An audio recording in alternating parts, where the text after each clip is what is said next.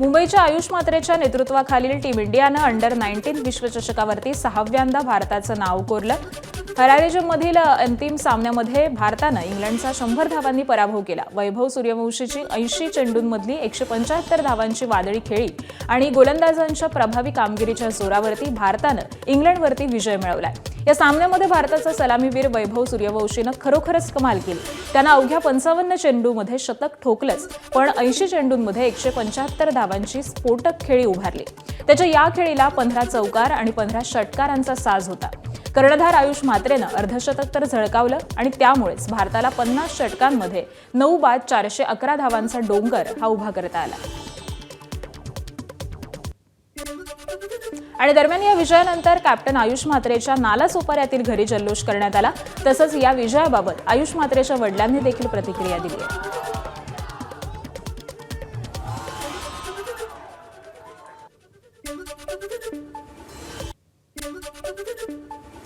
याची जी जर्नी चालली होती, जे परिश्रम चालले होते, त्यांनी सगळ्या गोष्टींना बाजूला ठेवून त्या क्रिकेटवर फोकस केला होता। ते करत असताना त्यांनी कधीच स्वतःला कधी काही सांगितलं नाही की ह्या गोष्टीपासून मी लांब आहे, मला मिळत नाही आहे, कधीच त्याची नाही। पण आम्ही इतर मुलांचं बघायचो, छोटा त्यांना जे जे काही ते एन्जॉयमेंट करायचे इतर, त्यावेळेला खरोखर आतून खूप दुःख व्हायचं आणि आज त्यांनी त्याचं फळ त्याला मिळालेलं आहे। त्यासाठी मी देवाचे भरपूर आभार मानते की देवाने त्याला भरभरून दिलं आणि आज त्या टीमचा त्याला टीममध्ये भारताच्या टीममध्ये देऊन त्याचं कॅप्टन केलं आणि कॅप्टन करून त्याला विश्वविजेता बनवलं। यासाठी म्हणजे आज माझ्याकडे शब्द नाही आहेत की त्यांनी जे भारताला जे स्वप्न दाखवलं ते स्वप्न आज पूर्ण करून दिलं। भारताच्या विश्वचषक विजेत्या अंडर-19 संघाचा यष्टीरक्षक अभिज्ञान कुंडू हा मूळचा आपल्या नवी मुंबईचा आहे आणि त्यामुळे नवी मुंबईमध्ये देखील मोठं सेलिब्रेशन करण्यात आलं।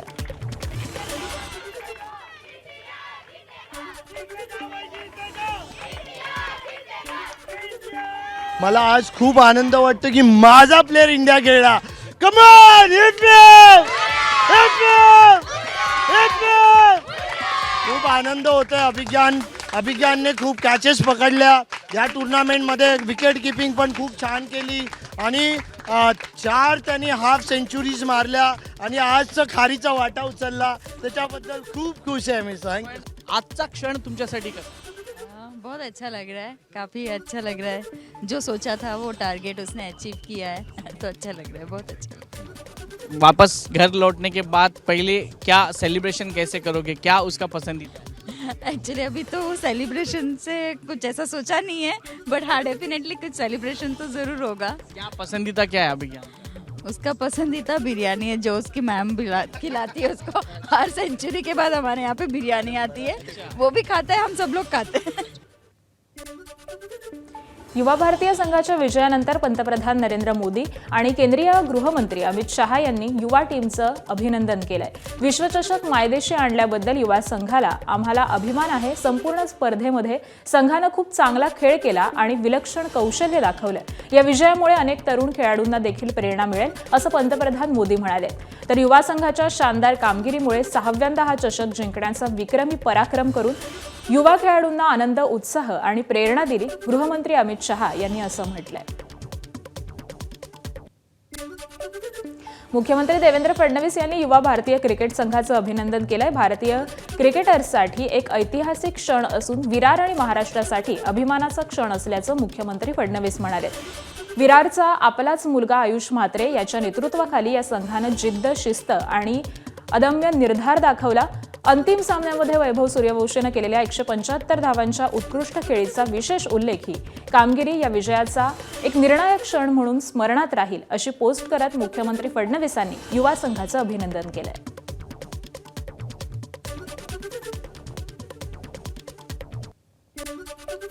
युवा भारतीय क्रिकेट संघाच्या विजयानंतर क्रिकेटपटू सचिन तेंडुलकर आणि विराट कोहली यांनी पोस्ट केली आहे, युवा संघाचा आणि त्यांनी खेळलेल्या निर्भीड क्रिकेटचा खूप अभिमान आहे, असं म्हणत सचिन तेंडुलकर यांनी प्रशिक्षक आणि सपोर्ट स्टाफसह संपूर्ण संघाचं अभिनंदन केलंय। तर युवा क्रिकेटमध्ये आणि त्या पुढील स्तरावर देखील आपलं वर्चस्व हे कायम आहे। संपूर्ण संघ आणि सहाय्यक कर्मचाऱ्यांचं खूप खूप अभिनंदन, अशी पोस्ट ही क्रिकेटपटू विराट कोहलीनं केली आहे। युवा भारतीय संघाच्या विजयानंतर मुंबई क्रिकेट असोसिएशनचे अध्यक्ष अजिंक्य नाईक यांनी खेळाडूंचं अभिनंदन केलं।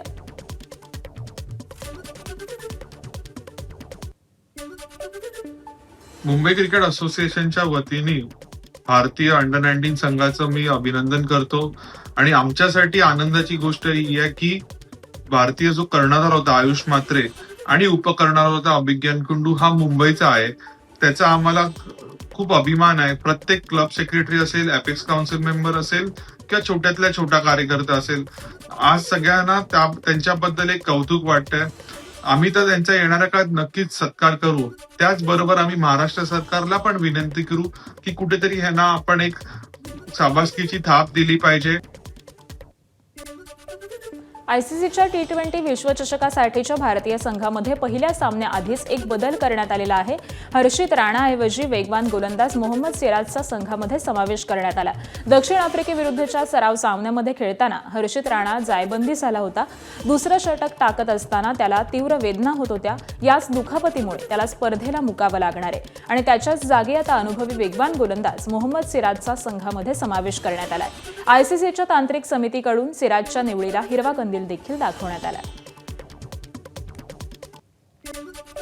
भोसरी जमीन खरेदी घोटाळा प्रकरणी शरद पवारांचे नेते एकनाथ खडसेंना मोठा धक्का बसलाय. खडसेंसह पत्नी मंदाकिनी खडसेंविरोधात अजामीनपात्र वॉरंट जारी करण्यात आलंय. कोर्टामध्ये हजर न राहिल्यामुळे विशेष कोर्टाकडून अजामीनपात्र वॉरंट जारी करण्यात आलंय. दरम्यान 13 फेब्रुवारीला पुढील सुनावणी होणार आहे. महाराष्ट्रात शेतकरी आत्महत्यांची काळीज पिळवटून टाकणारी माहिती समोर आली आहे. नववर्षाच्या सुरुवातीला अर्थातच जानेवारी महिन्यामध्ये शेकडो शेतकऱ्यांनी आपली आयुष्याचा शेवट केलाय. बीड जिल्ह्यातच जानेवारीमध्ये 24 शेतकऱ्यांनी आत्महत्या केली आहे, तर गेल्या वर्षभरामध्ये बीड जिल्ह्यामध्ये 256 शेतकऱ्यांनी टोकाचं पाऊल उचललं. याशिवाय विदर्भ, मराठवाडा, उत्तर महाराष्ट्र आणि पश्चिम महाराष्ट्रात देखील काहीशी अशीच अवस्था आहे. ही आकडेवारी महाराष्ट्रातील शेतकरी आत्महत्येचं वास्तव दाखवतेय. सततची नापिकी, वाढतं उत्पादन खर्च, खासगी सावकार आणि बँकांचं कर्ज, बाजारभावातील अस्थिरता, त्याबरोबरच अवकाळी अतिवृष्टीमुळे झालेलं प्रचंड नुकसान यामुळे शेतकरी आत्महत्येसारखं टोकाचं पाऊल उचलत आहेत. भिवंडी तालुक्यातील कशेळी गावाच्या खाडीलगत असलेल्या कांदळवन आणि खाजण जमिनीवरील अतिक्रमण केलेल्या सुमारे 50 गोदामांवरती कारवाई करण्यात आली आहे. तहसीलदार अभिजित घोले यांच्या नेतृत्वाखाली पथकानं कारवाईचा बडगा उचलून 50 फर्निचर गोदाम आणि कारखाने ही भूसपाट करण्यात आलेले आहे. मौजे कशेळी हद्दीतील सर्वे क्रमांक 193 मधील 221 गुंठे जमीन ही शासकीय मालकीची आहे, तर या जमिनीवरती नजीकच्या फर्निचर मार्केटची गोदामही बनवण्यात आलेली होती. मुंबई महापालिकेकडून मराठी फेरीवाल्यांवरती कारवाई केली. या विरोधामध्ये दहिसरमध्ये मनसे आक्रमक झाली आहे. बोरिवली लिंक रोडवरती आवरा हॉटेलच्या शेजारी पालिकेच्या कार्यालयावरती मध्यरात्री मनसेनं धरणे आंदोलन केलं. दहिसर आणि बोरिवली परिसरामध्ये गुजराती, मारवाडी आणि उत्तर भारतीय फेरीवाल्यांवरती पालिकेकडून कारवाई केली जात नसल्यामुळे मनसेनं ही निदर्शनं केली. तर जोपर्यंत मनसेची मागणी पालिका अधिकाऱ्यांनी मान्य केली नाही तोपर्यंत आंदोलन सुरूच असणार असल्याचा इशारा हा मनसेचे विभाग अध्यक्ष किरण नकाशे यांनी दिलाय. वर्धा जिल्हा परिषदेसमोर कंत्राटी कर्मचाऱ्यांनी आंदोलनाचा पवित्रा घेतला. स्वच्छ भारत मिशन, ग्रामीण आणि जल जीवन मिशन अंतर्गत जिल्हा परिषद स्तरावरती कार्यरत कर्मचाऱ्यांना 4 महिन्यांपासून वेतन मिळालेलं नाही. वेतन न मिळाल्यामुळे कर्मचाऱ्यांना आर्थिक अडचणींना सामोरं जावं लागत असून त्यांनी 9 फेब्रुवारीपासून राज्यस्तरावरती बेमुदत धरणे आंदोलन करण्याचा इशारा देखील दिला आहे. आमची प्रमुख मागणी आहे की आमचं 4 महिन्याचं जे मानधन थकीत आहे हे आम्हाला तात्काळ देण्यात यावं. मार्च 2026 पर्यंत पगाराची हमी देण्यात यावी आणि पुढचं वर्ष जे आहे 26-27 या वर्षातल्या जे पगाराची तरतूद राज्य शिक्षणातून आमची करण्यात यावी. 9 तारखेपासून आझाद मैदान या ठिकाणी आमचं आंदोलन सुरू होईल आणि त्या ठिकाणी सुरू असताना एक दिवस मंत्र्याच्या बंगल्यांसमोर बसायचं आहे, एक दिवस मंत्रालयासमोर बसायचं आहे आणि हे जोपर्यंत आमच्या मागण्या मान्य होत नाहीत तोपर्यंत हे आंदोलन बेमुदत चालणार आहे. गोंदियाच्या अर्जुनी मोरगाव पोलीस ठाण्याच्या हद्दीतील ताडगाव इथं शेती शिवारामध्ये ट्रॅक्टर उलटून झालेल्या अपघातामध्ये चालकाचा जागीच मृत्यू झाल्याची घटना घडली आहे. रब्बी हंगामातील धान पिकाच्या लागवडीसाठी चिखलणी करत असताना ट्रॅक्टरची चाकही चिखलामध्ये फसल्यामुळे चालकाचं नियंत्रण हे सुटलं आणि ट्रॅक्टर हा उलटला. या अपघातामध्ये प्रवीण ब्राह्मणकर यांचा मृत्यू झालाय. तर घटनेची माहिती मिळताच अर्जुनी मोरगाव पोलिसांनी घटनास्थळी धाव घेतली आणि पुढील तपास करतायत.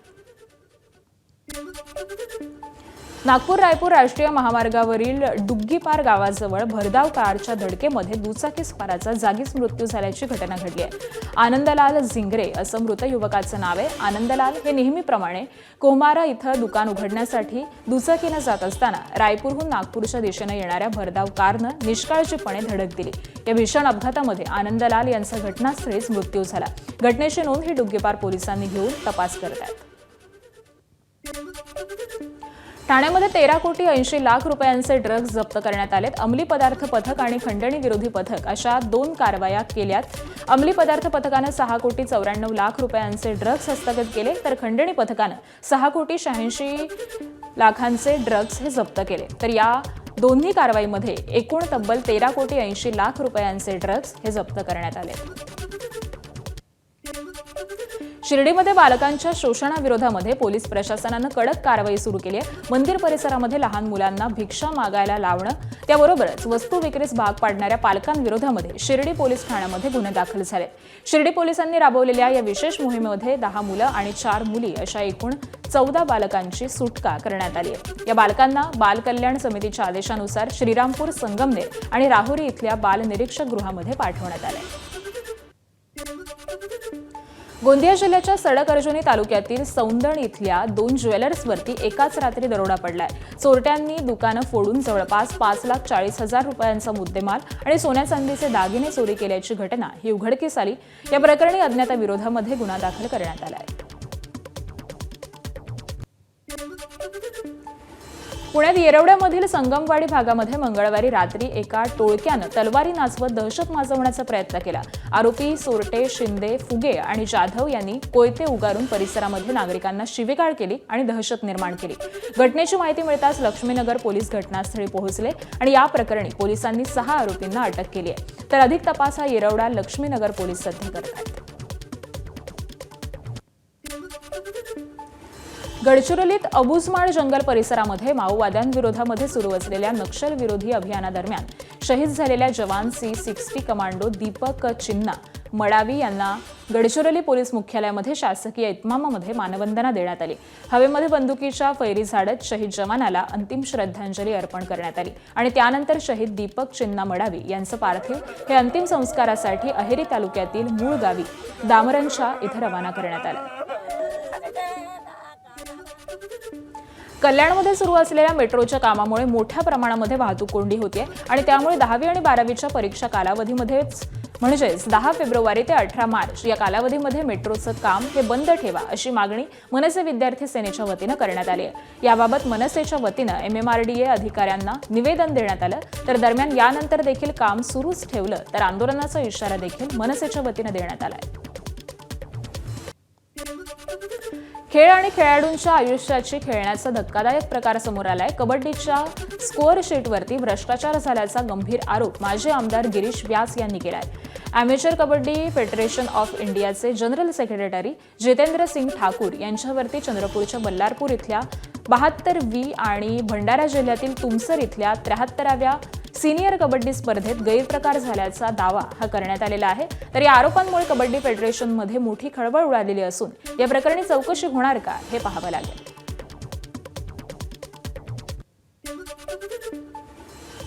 अनिकेत बालाजी वैद्य आणि दुसऱ्यात रोशन लक्ष्मण कांबळे हे भंडारा जिल्ह्याचे खेळाडू आहेत. यांना चयनापासून सिलेक्शनपासून वंचित ठेवलं आणि यांच्या जागेवर दुसऱ्या खेळाडूंना त्यांनी खेळवण्याचं षडयंत्र केलं आणि हे सगळं गोंदिया जिल्ह्याचे सचिव आणि भंडारा जिल्ह्याचे सचिव या दोघांच्या संगनमताने जितू ठाकूर यांनी घडवून आणलं आहे. सचिव गोंदिया जिल्हा आहेत S. रो वहाब आणि सचिव भंडारा जिल्हा आहेत विनायकजी वाघा आहेत. या लोकांनी कबड्डीवर खेळाडूंवर हा अन्याय केला आहे. मुंबईच्या मुलुंडमधील सरदार तारासिंग उद्यानाच्या परिसरामध्ये बिबट्या कुत्र्याची शिकार करतानाचा व्हिडिओ व्हायरल झालाय. रहिवासी भागामध्ये बिबट्याचा मुक्त वावर असल्यामुळे नागरिकांमध्ये दहशतीचं वातावरण आहे. नवी मुंबईतील सीबीडी इथं बिबट्याचं दर्शन झाल्यामुळे नागरिकांना सतर्कतेचं आवाहन करण्यात आलंय. सीबीडीमध्ये असलेल्या पारसिक डोंगर भागामधून हा बिबट्या आल्याची शक्यता आहे. तर सीबीडी सेक्टर 8 आणि 9 ला लागून डोंगर असल्यामुळे इथं बिबट्याचं दर्शन झालंय. रात्रीच्या वेळी या ठिकाणच्या झोपडपट्टी भागामध्ये तो दिसून आलेला आहे. तर बिबट्याचा सोशल मीडियावरती हा व्हिडिओ सध्या व्हायरल होतोय. ठाण्याच्या खोपट परिसरामध्ये गणेश विला या 4 मजली इमारतीच्या तळ मजल्यावरती मीटर रूमला आग लागली होती. या आगीमध्ये 20 मीटर इलेक्ट्रिक वायरिंग जळून खाक झाली आहे. या आगीमुळे सुदैवानं कोणाला देखील दुखापत झाली नाही. जळगावच्या एरंडोल तालुक्यातील पद्मालय इथल्या जंगलामध्ये 26 वर्षीय तृतीयपंथीची जाळून निर्घृण हत्या करण्यात आली. हत्येच्या 48 तासातच सीसीटीव्ही फुटेजच्या आधारे 21 वर्षीय तरुणाला पोलिसांनी अटक केली आहे. तर या तृतीयपंथीशी असलेले प्रेमसंबंध तरुणाला नकोसे झालेले होते आणि त्यामुळे तृतीयपंथीने तरुणाची त्याच्या गावामध्ये जाऊन बदनामी केली. त्यामुळे तरुणानं आधी तृतीयपंथीच्या डोक्यामध्ये बिअरची बाटली फोडली आणि त्यानंतर निर्घृणपणे हत्या केली. नांदेडमध्ये सरकारची वेबसाईट हॅक करून बोगस जन्म प्रमाणपत्र दिल्याप्रकरणी गुन्हा दाखल करण्यात आलाय. कंधार तालुक्यातील सवाळेश्वर गावामध्ये लोकसंख्या 1700 आहे. मात्र मागील 6 महिन्यामध्ये 15,570 जन्म प्रमाणपत्र देण्यात आली असल्याची माहिती भाजपचे नेते किरीट सोमय्या यांनी दिली होती आणि यासाठी मोठी टोळी काम करत आहे. त्यासोबतच या कामासाठी बाहेर देशामधून फंडिंग होत असल्याचा संशय हा सोमय्या यांनी व्यक्त केला होता. दरम्यान आता या प्रकरणाची चौकशी करून दोषींवरती कारवाई करण्याची मागणी गावाचे सरपंच आणि ग्रामविकास अधिकाऱ्यांनी केली. सर्टिफिकेट दिले नाही सर, हे नोंदी केलेल्या आहेत आणि ह्या नोंदीबद्दल आम्हाला काहीच माहिती नव्हतं सर. आम्ही फक्त ऑनलाईनला एक नोंद केलेली आहे आणि हे आमच्या लक्षातही आलं नाही. आम्ही नोंद केली होती नोव्हेंबर महिन्यामध्ये, त्याच्या अगोदरही ह्या नोंदी झाल्या. आता सर ह्या नोंदीबद्दल आम्हाला कशा म्हणजे कुठला मेसेज नाही, कुठला OTP नाही, काहीच नाही सर. आणि हे CRC मध्ये OTP ग्रामसेवकाला येतो नंबर असल्यामुळे त्यासाठी मला कुठलाच OTP आला नाही. आणि जेव्हा आम्ही एक प्रमाणपत्र देत होतो अर्पिता देवराव कदमचं, तेव्हा एक OTP आला होता सर आणि तो मी ऑपरेटरला सांगितलं, त्यांनी तो सर्टिफिकेट काढून घेतला होता. मग तुम्ही FIR केला आहे तर काय FIR? हा सर, FRI मध्ये आम्ही हेच उल्लेख केला की ह्या सदरील बनावट नोंदी कशा झाल्या आम्हाला काही माहिती नाही म्हणून आम्ही FRI केले नाही सर. सर्टिफिकेट डुप्लीकेट किसी ने हैंग करके निकाले वाला है 15,570. तो यहाँ हैंग करके ये फ्रॉड हो गया है. हम रीतसर अनन्य व्यक्ति के ऊपर हम FIR दर्ज किए पुलिस स्टेशन में, उस्माननगर पुलिस स्टेशन में. तो आगे की प्रक्रिया उस्माननगर पुलिस स्टेशन या और वरिष्ठ अधिकारी कर रहे हैं. यहाँ चलता है मोबाइल, मगर वो कभी इंटरनेट जाता है या आता है उसका कुछ पता नहीं चलता है. यहाँ टावर नहीं है ना कुछ नहीं. पनवेल शहरातून गेल्या वर्षभरामध्ये 523 मुलं मुली गायब झाले. त्यामधील 497 जणांना शोधण्यामध्ये पोलिसांना यश आलंय. 26 मुलांचा शोध हा अद्यापही सुरू आहे. तर मुलं गायब होण्यामध्ये कोणत्या गँगकडून अपहरण केलं जात नसून घरगुती कारणामधून घर सोडून गेल्याचा प्रकार हा जास्त घडतोय. तर घरातून मुलं गायब होण्यामध्ये पालकांनी रागावणं, प्रेमप्रकरण, फिरायला गेले, मित्रमैत्रिणीकडे गेले अशी कारणंही तपासामध्ये समोर आले. तर दरम्यान मुलांना अपहरण करून पळवून नेणारी कोणतीही गँग नसल्याचं तपासामध्ये समोर आलेलं आहे. पोलीस आयुक्त मिलिंद भारांबे यांनी ही माहिती दिली आहे. अंबरनाथ तालुक्यातील ईदगाव जिल्हा परिषद शाळेतील 4थी आणि 5वी इयत्तेतील विद्यार्थ्यांना एक अनोखी संधी मिळाली. त्यांची नावं नासाच्या ऐतिहासिक आर्टेमिस 2 मिशनमध्ये चंद्राभोवती प्रदक्षिणा करणाऱ्या यानावरती पाठवण्यात येणार आहे. तर नासाच्या send your name to the moon या आंतरराष्ट्रीय उपक्रमाअंतर्गत शाळेतील 6 विद्यार्थ्यांची नावं ही नासाच्या अधिकृत पोर्टलवरती नोंदवली गेलेली असून प्रत्येक विद्यार्थ्याला डिजिटल बोर्डिंग पास हा मिळालेला आहे. तर ही नावं एक सूक्ष्म SD कार्डमध्ये संग्रहित केली जातील आणि आर्टेमिस 2 अंतराळ मोहिमेद्वारे चंद्राभोवती फिरवली जाणार आहेत. दरवर्षीप्रमाणे यंदा देखील ठाण्यातील उपवन आणि संस्कृती आर्ट फेस्टिवलचं आयोजन करण्यात आलंय. मंत्री प्रताप सरनाईक यांच्या माध्यमातून या फेस्टिवलचं आयोजन करण्यात आलंय. सांस्कृतिक कला, नाट्य अशा अनेक क्षेत्रातील मान्यवरांची या उपवन फेस्टिवलला हजेरी लागणार असून अनेक दिग्गज राजकीय नेते मंडळी देखील या उपवन फेस्टिवलला हजेरी लावणार आहेत. ABP माझा, उघडा डोळे बघा नीट.